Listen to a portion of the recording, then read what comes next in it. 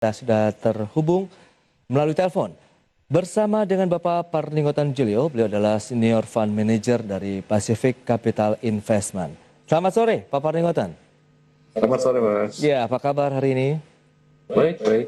Ya, terima kasih juga atas waktu yang disempatkan. Kita akan mereview bagaimana dengan pergerakan indeks hari ini dan proyeksinya ke depan begitu ya untuk pemirsa IDX Channel. Sempat memang mengalami tekanan untuk pergerakan IHSG, namun akhirnya menjelang closing tadi ada sedikit perlawanan meskipun naiknya juga tipis sekitar 0,16%.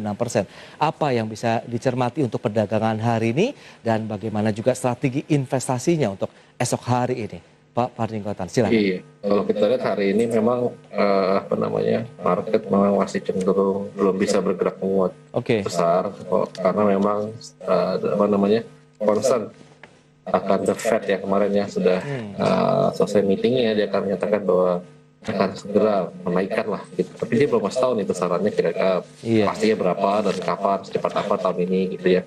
Itu masih menimbulkan concern lah di investor, sehingga akibatnya kalau kita lihat rata-rata bursa saham regional bahkan global sih cenderung koreksi lah pada hari ini. Nah, untuk Indonesia sendiri memang kalau kita lihat sebelumnya sudah sempat turun, akhirnya dalam beberapa hari belakangan ini investor mulai kembali melakukan pembelian walaupun masih belum terlalu banyak untuk saham-saham yang sudah koreksi lumayan signifikan. Nah, makanya kalau kita lihat sedikit berbeda dibandingkan dengan bursa saham lainnya yang koreksinya lumayan besar gitu ya, pada hari turun 3%, kita masih bisa sedikit menguat tipis lah.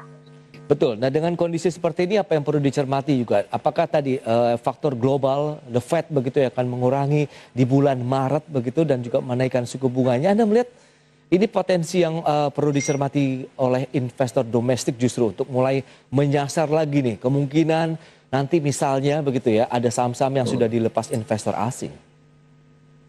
Iya, bisa saja begitu. Jadi kalau kita lihat secara umum sih Indonesia sendiri seharusnya tidak, gimana ya bilangnya, walaupun memang akan terdampak dengan pengetatan moneter. Karena kalau kita lihat, kalau Amerika mengetatkan biasanya kapal besar naik, semua akan ngetatin kan gitu ya.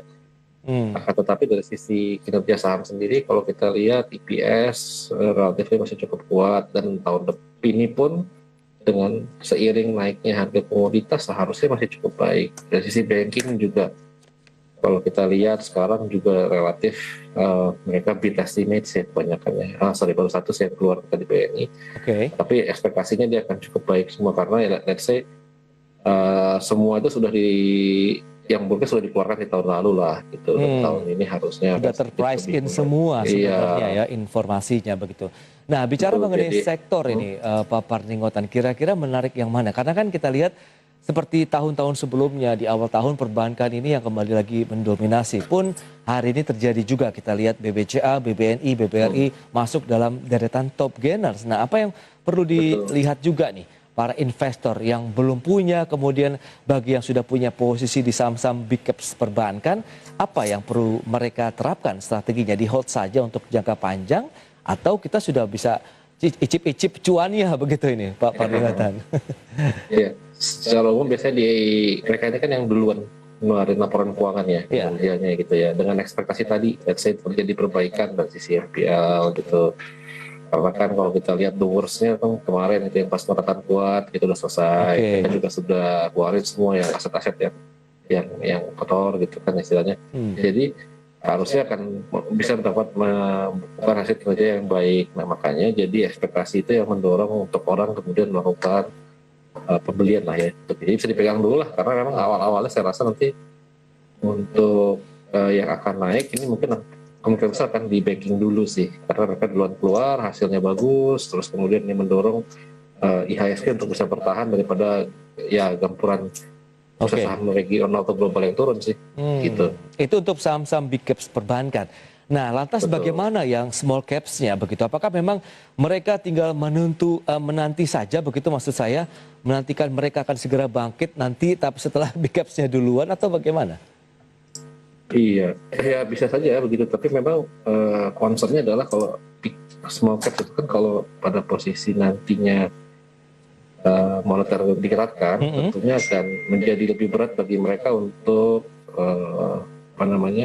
mengambil dana ya, likuiditas ya, dibandingkan dengan big bank. Akibatnya cash cost of fund-nya akan jadi lebih berat. Itu aja paling concern-nya. Tapi kita bisa lihat biasanya pada cyclicalnya adalah di awal-awal tahun biasanya itu adalah yang naik ya kan, naik lumayan itu adalah di big bank-nya sih.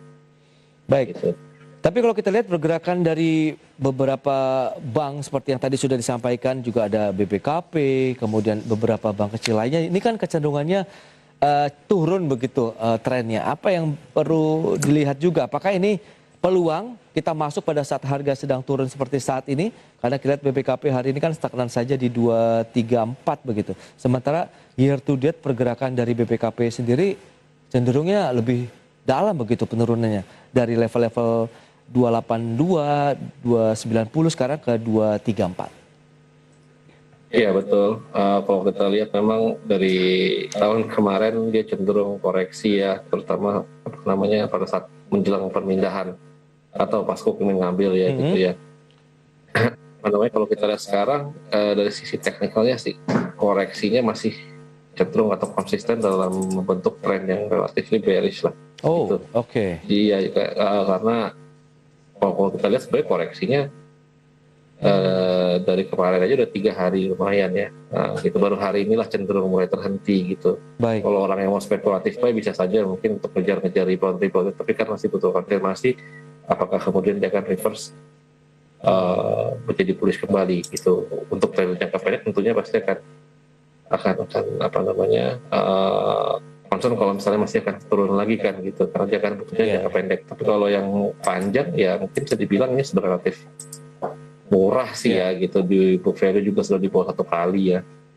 Baik, gitu. Bukopin sendiri akan fokus pada pengembangan sistem IT kemudian yang berbasis teknologi. Apakah ini menjadi salah satu peluang bahwa dari sisi likuiditas begitu kondisi fundamental dari perusahaan sendiri akan semakin membaik dengan pemanfaatan teknologi informasi?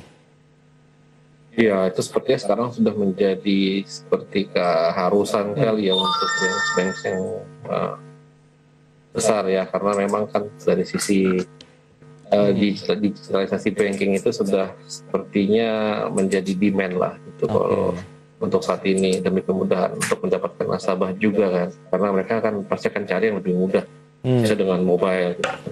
Dan yang kedua juga dari sisi dari sisi cost juga kan akan lebih murah. Iya. Dengan digital banking dibandingkan dengan konvensional yang harus buka kantor cabang gitu ya. Kantor cabang ada orang segala macam seperti itu. Oke. Jadi ya keharusan lah kayaknya sih sepertinya kalau saya bilang. Betul. Digital dengan di era digital seperti saat ini begitu ya Pak Parlitan. Baik, kita akan